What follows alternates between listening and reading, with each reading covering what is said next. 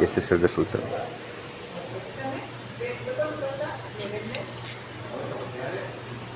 Capacitación de un router 1325 con el sistema de rodillos. Estamos haciendo moldes.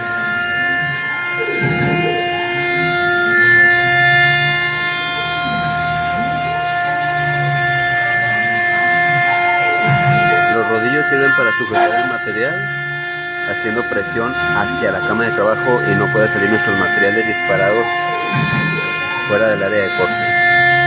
El router es un buen sistema de corte rudo para hacer moldes, grabados o detallados de una buena capacidad de trabajo.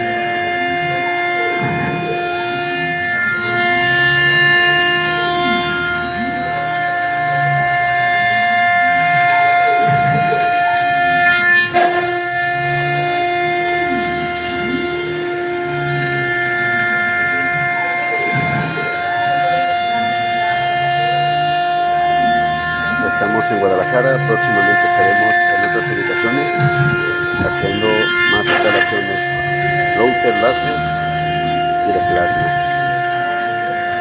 Estamos en Guadalajara, donde están nuestras sucursales de venta de nuestras maquinarias CNC.